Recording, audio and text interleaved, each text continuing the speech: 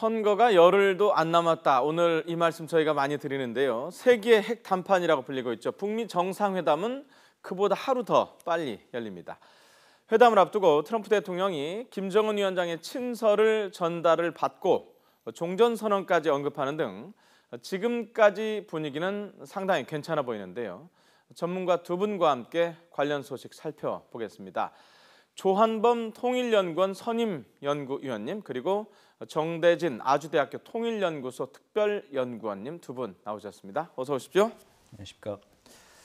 자, 먼저 지난 주말 트럼프 대통령과 북한 김영철 부위원장의 만남부터 얘기를 시작해야 될 것 같은데요. 극진한 대우를 했다 또는 문 앞까지 배웅을 했다 이렇게 나오는데 어떻게 보셨습니까?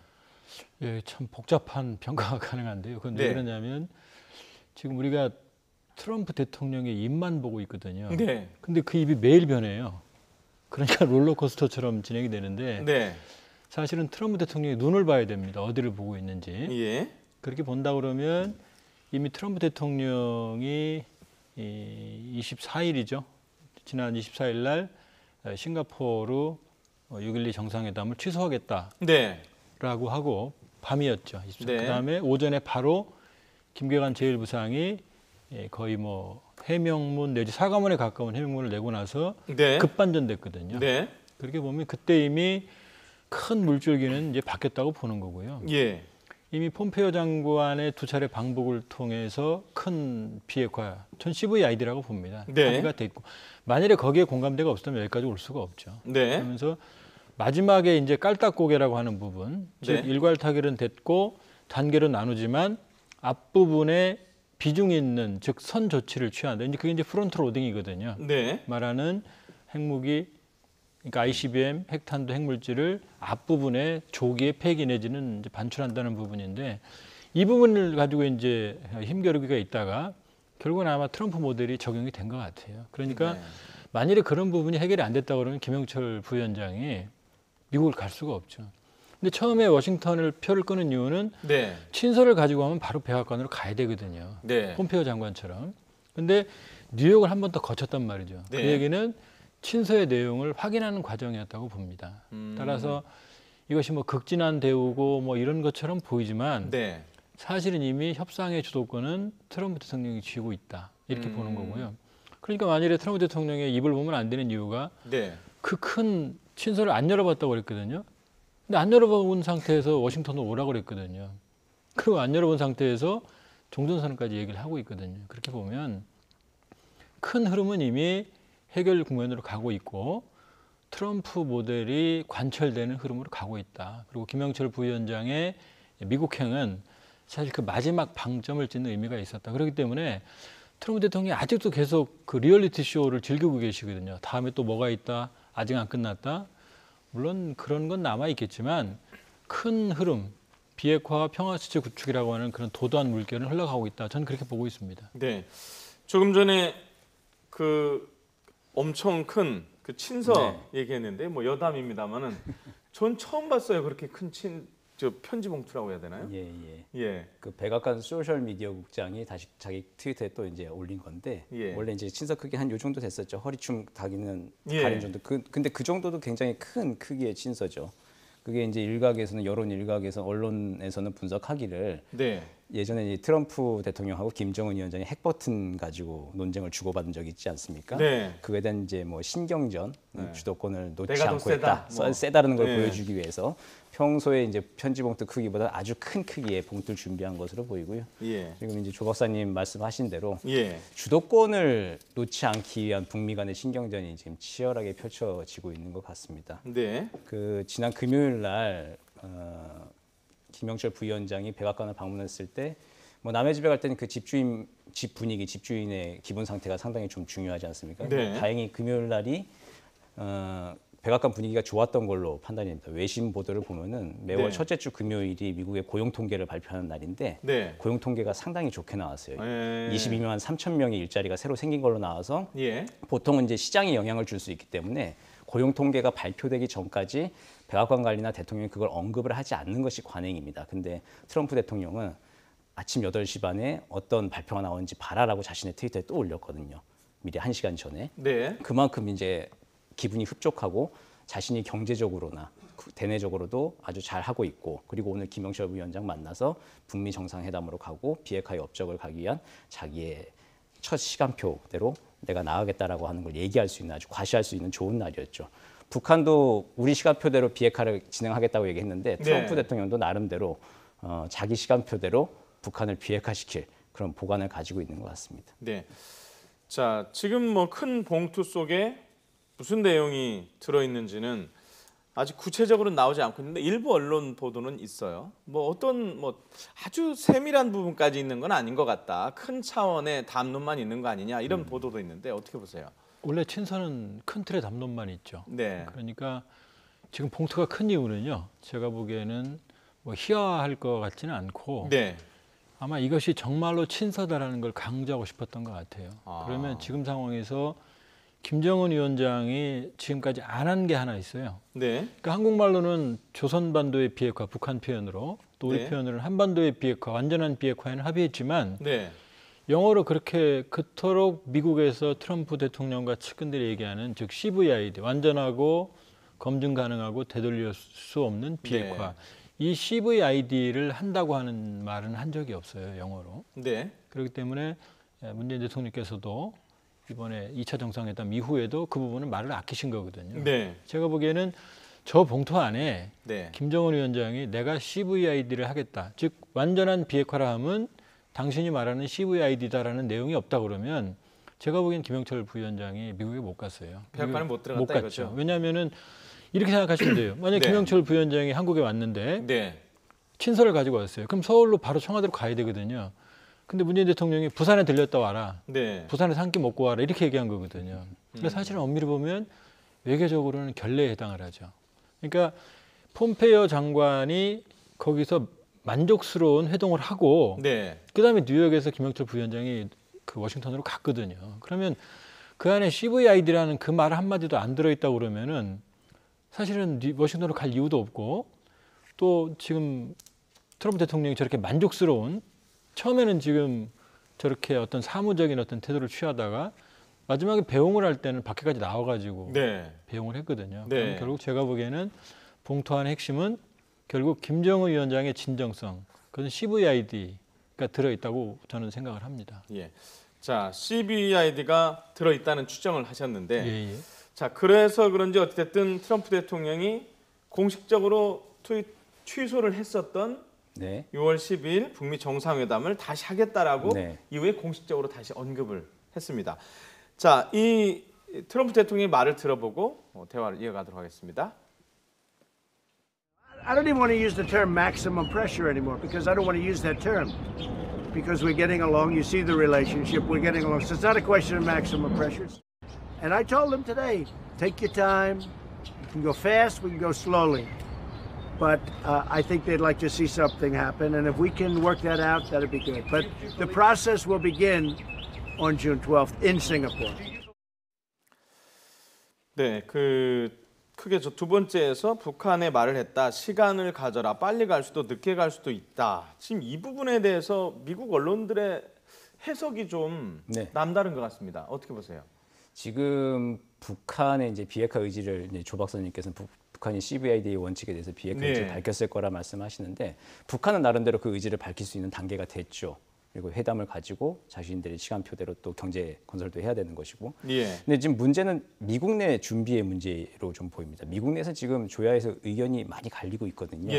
그리고 특히 지난 북핵 문제 25년간 관여를 했던 전문가 그룹에서는 북한을 겪어봤던 사람들 입장에서 사람은 경험의 지배를 받는 동물이기 때문에 안 될 것이다라고 하는 의견이 대부분입니다. 대단히 회의적이죠. 그걸 이제 트럼프 대통령이 혼자서 지금 뚫고 나가고 있는 형국인데 그래서 이제 시간을 가져라 빨리 갈 수도 있고 늦게 갈 수도 있다라고 하는 거는 진짜 모르는 거죠. 어떻게 할지 모르겠고 트럼프 대통령 나름대로의 이제 보관만이 있을 것인데 북한과의 관계를 지금 이제 처음 만들어가는 단계입니다. 그동안에는 단타거래만 있었죠, 서로. 단타거래도 잘 성사되지 않고 나쁜 관계로 끝나버리는 단타거래가 있었는데 지금이야말로 이제 새로운 패러다임의 새로운 관계를 만들려고 하는 그 첫 거래를 6월 12일 날 시작하겠다라고 하는 의미거든요. 그래서 이제 그게 빨리 갈 수도 있고 늦게 갈 수도 있다라고 하는 것들 트럼프식의 모호한 어법으로 지금 얘기를 하고 있는 것이고 그에 대해서 미국 내에서는 아직도 의구심이 상당히 많은 것으로 알려져 있습니다. 예. 그리고 조 의원님, 하나의 과정이 12일에 시작된다는 말. 그러면 이 시작이라는 거는 앞으로 더 계속 한다는 의미로 봐야 될까요? 예. 근데 이제 저는 이제 여러 차례 말씀을 드리는데 트럼프 대통령이 리얼리티 쇼 형식으로 국제 협상을 진행하고 있어요. 네. 지금 왜냐하면 한국뿐만이 아니라 전 세계가 일거수일투족을 지금 주시하고 있거든요. 네. 근데 원래 일반적으로는 저렇지 않습니다. 그냥 12일 날 싱가포르 회담이 정해지면 협상이 진행되는구나 하고 그날 만나면 되는 거거든요. 네. 근데 이제 트럼프 대통령이 저 의미는 뭐냐면 12일 날 비핵화를 위한 첫 단계가 시작된다 이렇게 볼 수는 없고요. 예. 지금 비핵화도 단계가 있고 일단은 그다음에 비핵화가 일어나면 이제 지금 종전선언 얘기가 벌써 나오지 않습니까? 네. 종전선언이 있으면 그다음에 평화협정이 체결이 됩니다. 불가침 조약을 포함하는. 그러니까 평화협정 내용이 많아요. 일종의 뭐 그 하나의 평화협정 수십 가지 수백 가지 부속 합의서까지 있거든요. 그다음에 최종적으로는 북미 수교까지 일어나는 거거든요. 그러니까 저 얘기는 트럼프 대통령의 저 말씀은 그 얘기를 하는 겁니다. 이제 비핵화를 출발점으로 해서 한반도 평화체제 구축에 긴 여정이 시작되는다 이런 얘기지 미래를 알 수 없는 비핵화 과정의 첫 출발이다 이렇게 되는 건 아니죠. 왜냐하면 만일에 CVID라는 부분에 대해서 트럼프 대통령이 확답을 못 받았다면 네. 지금까지 오바마 전임 정부가 다를 게 전혀 없거든요. 근데 트럼프 대통령이 지금까지 공언을 한 게 난 다르다고 말해왔거든요. 다르다고 말해왔고 지금 폼페이오 장관이 뉴욕에서 확인을 거쳤는데 워싱턴까지 받아들인 상황이라고 그러면은 이미 비핵화는 큰 흐름으로 흘러가고 있는 거고 지금 북한의 시간을 가져라고 하는 말은 뭐냐면은 사실은 안심을 시켜주는 겁니다. 즉 프론트 로딩이라고 하는 핵심적인 부분을 앞에 놔도 그 이해 과정에서 시간을 얼마든지 성의를 보이면은 이 프로세스 자체를 충분히 여유를 가질 수 있다는 얘기거든요. 그러니까 이게 미중의회 지금 확정이 안 된 CVID를 가는 게 아니고 네. 정해진 길을 가는데 그 과정에서 북한이 지금 트럼프 대통령이 말하는 모델을 받아들였기 때문에 나머지 부분에 대해서는 압박을 덜 할 수도 있다 이런 표현으로 봐야겠죠. 지금 조 의원님께서 죄송합니다. 리얼리티 쇼를 얘기를 하니까 저는 그렇게 봅니다. 예. 네, 리얼리티 쇼가 한 번에 단막극으로 끝나는 건 아니고 아마 연속극이 될 것 같은 그렇죠. 느낌이 들죠. 예. 자, 그리고 좀 전에 말씀하셨지만 어찌됐든 트럼프 대통령의 입에서 처음으로 종전선언이라는 단어가 나왔습니다. 자, 우리 문재인 대통령도 그 전에 관련 얘기를 했었는데요. 트럼프 대통령, 문재인 대통령의 종전선언과 관련한 얘기를 먼저 들어보겠습니다. We did discuss that, the ending of the Korean War. Can you believe that we're talking about the ending of the Korean War? You're talking about 70 years. 북미 정상회담이 성공할 경우에 남북미 3자 정상회담을 통해서 종전 선언이 추진되었으면 좋겠다라는 기대를 가지고 있습니다. 네, 제가 트럼프 대통령이 종전선언을 얘기하는 게 처음이라고 했는데 네. 자, 그렇다면 우리가 기대를 좀 가져봐도 되는 걸까요? 기대를 가지고 적극적으로 만들어 나가야 하겠죠. 근데 상황은 좀 냉철히 좀 봐야 될 필요는 있을 것 같아요. 예. 종전이라고 하는 단어가 나온 게 이제 뭐 긍정적인 신호로 해석이 될 수 있긴 한데 한반도 문제가 지금 사실은 국제사회가 전에 경험해보지 못한 문제를 풀고 있는 거거든요. 네. 비핵화와 평화체제 문제를 동시에 달성해야 되는 국제사회가 전에 해본 적이 없는 일을 지금 하고 있는 겁니다. 국제사회는 비핵화 따로, 평화체제 따로 해본 적은 있어요. 뭐 이란, 리비아, 우크라이나 등등 비핵화를 따로 해본 적이 있고, 네. 그리고 뭐 이스라엘, 팔레스타인 갈등을 오슬로 협정이나 그리고 구유고내전 같은 경우는 데이튼 협정 같은 걸 맺어가면서 평화 체제를 따로 만들어 본 경험들은 있습니다. 미국도 네. 경험이 있습니다. 근데 이거를 같이 한 번에 지금 해야 되는 것이 한반도의 과제이거든요. 북한의 비핵화를 했을 때 그 초기 조치를 이제 이행을 했을 때 프론트 로딩 이행을 했을 때 근데 미국 입장에서는 사실 그 초기 조치에 대해서 상응할 만한 바로 해줄 수 있는 체제 보장책들이 좀 많지는 않은 게 사실입니다. 근데 그 뭐 첫 단계로 할 수 있는 게 이제 지금 얘기되고 있는 종전 선언. 근데 종전 선언이라고 하는 것이 말 그대로 선언이죠. 정치적 조치이기 때문에 종전 선언을 했다고 해가지고 뭐 다시 전쟁을 일으키지 않거나 관계가 뭐 계속 그냥 우호적으로 그냥 쭉 간다라고 보장할 수는 없죠. 상황에 따라서 다시 뭐 선전포고하고 개전 선언도 할 수 있는 것이고 그런 것이기 때문에 사실 미국 입장에서 아직 여러 가지 카드를 내놓을 준비를 하는 중에 그 일단을 조금 보여주는 그런 상태라고 지금 보여집니다. 네. 자, 어찌 됐든 이 트럼프 대통령이 말을 하면서 2일 또는 13일 날 우리 문재인 대통령 특별 전색이 다시 또 준비를 해야 될까요? 지금 해야 되죠. 왜냐하면 트럼프 대통령과 문재인 대통령 두 분 말씀을 종합을 해보면 이렇게 됩니다. 최초로 트럼프 대통령이 종전선언을 얘기를 했는데 이렇게 말했어요. 예. 싱가포르 회담 이전에 종전을 논의할 수 있다. 이렇게 말했죠. 이전이라고 그랬어요. 이전이죠. 예. 그럼 논의한다는 얘기죠. 그다음에 문재인 대통령은 성공적으로 끝나면 네. 종전선언을 할 수 있다. 이 얘기를 연결시켜보면 네. 싱가포르에서 회담이 성공적으로 진행되면 이어서 종전선언을 한다. 이 얘기가 되는 거죠. 그러니까 네. 지금 종전선언에 대해서 물론 정치적 선언입니다. 근데 네. 이게 다르게 해석을 하면 어떤 문제가 있냐면 일반적으로 지금 내전이 벌어진 국가에서 현장의 일선 지휘관들은 언제든지 상호 합의해서 휴전을 할 수가 있어요. 네. 그러니까 그건 전술적 차원입니다. 그러니까 한반도 정전협정은 유엔군 사령관, 북한 인민군 사령관, 중국 인민지원군 사령관 펑도아이. 그러니까 현장 군 지휘관들이 전술적 차원에서 합의한 거예요. 근데 지금 만일에 남북미 최고 지도자가 정치적으로 종전선언을 해버리면 이 전술적 차원의 협정을 뛰어넘는 정치적 혈액이 발생을 합니다. 그러니까 중요한 의미가 있는 거고요. 그러니까 문재인 대통령이 그 부분을 강조하시는 거고요. 지금 한반도에 군대를 주둔시키고 있는 주체는 셋입니다. 북한, 남한, 그다음에 미국이거든요. 그러니까 결국 남북미 종전선언을 하면 이게 남북미 평화협정 체결로 가는 겁니다. 그러니까 이 얘기는 이 또 핵심은 북미 간의 평화협정이 체결되면 되는 거고 남북은 평화협정 내용을 포함하는 기본협정을 체결하면 끝나는 거예요. 그럼 굉장히 스피디하고 간결해지죠. 중국이 들어오게 되면 상황이 복잡해지죠. 네. 그렇기 때문에 종전선언은 단순한 정치적 선언의 이상을 지니고 있다 이렇게 볼 수 있습니다. 네. 근데 어찌됐든 지금 우리 청와대 대통령은 공식적으로 아까 인터뷰에서 얘기를 했지만 청와대 관계자들은 기자들이 질문을 하면 이와 종전선언과 관련한 기대는 갖고 있지만 자세하게 얘기를 안 해요. 네. 이른바 로우키로 로우키. 계속해서 얘기를 하고 있거든요. 조심스럽다는 것이잖아요. 그렇죠? 예, 맞습니다. 예. 아직까지 이제 확답을 할 수는 없는 것이죠. 예. 물밑에서는 얘기가 충분히 되고 있을 거라고 생각을 합니다. 그리고 문재인 대통령이 이제 중재 외교를 통해서 사실 지금 전 세계에서 김정은 위원장과 트럼프 대통령을 동시에 만나본 지도자는 지금 문재인 대통령이 거의 유일하지 않습니까? 그렇네요. 그 예. 사이를 왔다 갔다 하면서 여러 가지 알려지지 않은 정보와 내용들을 가지고 얘기들을 나눴을 겁니다. 그 내용을 통해서 어떤 식으로 12일 날 가닥에 잡힐지에 대해서도 큰 그림을 좀 가지고 있겠지만 조심스러운 것이죠. 사실 이게 그날 대통령이 움직인다고 하는 것이 쉬운 일은 아니기 때문에 그것 때문에 이제 아마 로우키 자세를 좀 취하고 있는 것으로 좀 보이고요. 네. 예. 자, 조금 전에 조 의원님께서 말씀할 때 중국 얘기를 했는데요. 예, 예. 그 중국 관련해 가지고 트럼프 대통령이 기자들이 질문을 했는데 이런 답변을 했더라고요. 알다시피 나는 시진핑 주석과 많은 좋은 관계를 유지하고 그는 정말로 매우 멋진 남자다. 그러나 그는 중국이 최선인 것을 하길 원한다. 약간 상반된 얘기를 했어요. 예, 예. 예. 자, 이 중국이 들어오지 말란 얘기인 건가요? 어떻게 되는 건가요? 그렇게 되죠. 왜냐하면 예. 지금 핵심은 미중 패권 경쟁입니다. 예. 미국 입장에서는 지금 우리가 한반도 문제에 지금 매몰돼 있지만 지금 남중국해에서는 전운이 감돌고 있어요. 네. 중국이 만든 인공섬에서 중국의 핵탄도 탑재 능력 있는 핵폭격기, 전략 폭격기죠.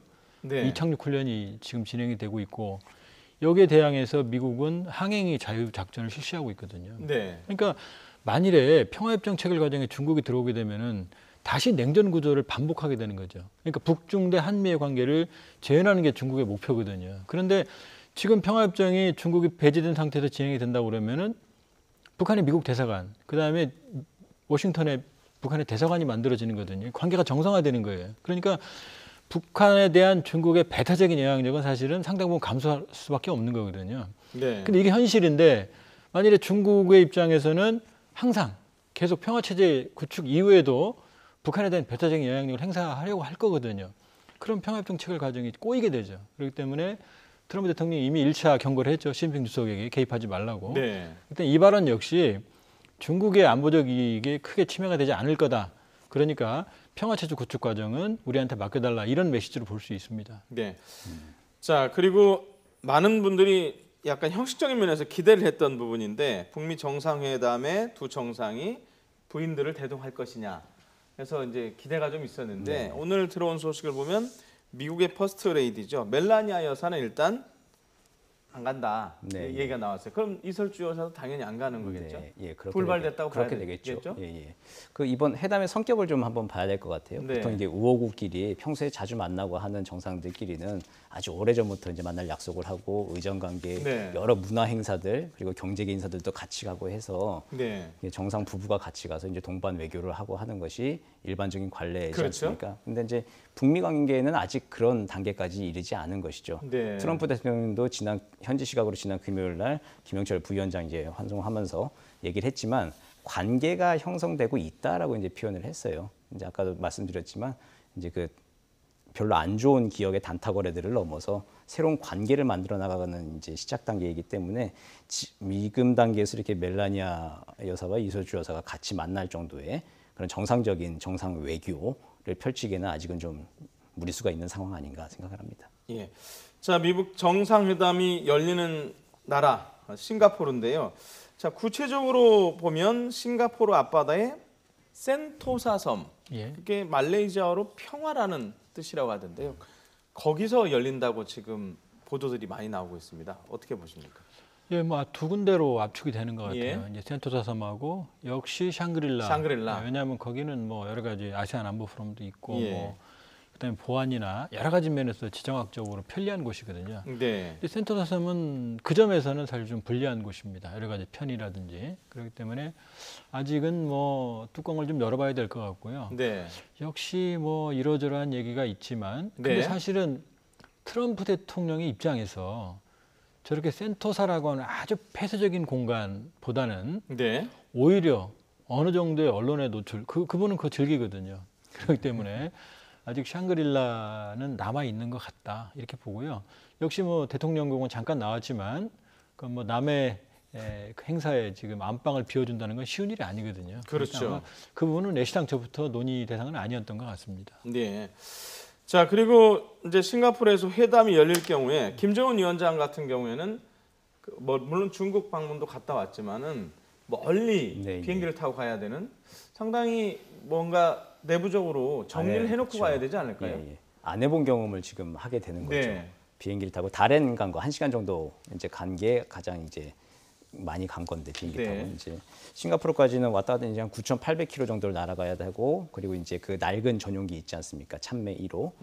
이제 그게 얼마만큼 잘 작동을 해줄지에 대해서도 많은 우려. 북한이 가장 예민하게 신경을 쓰고 있을 겁니다. 그리고 북미 정상회담이 열릴 때 비교가 여러 가지로 좀 많이 되겠죠. 북한의 전용기 그리고 미국의 에어포스 원.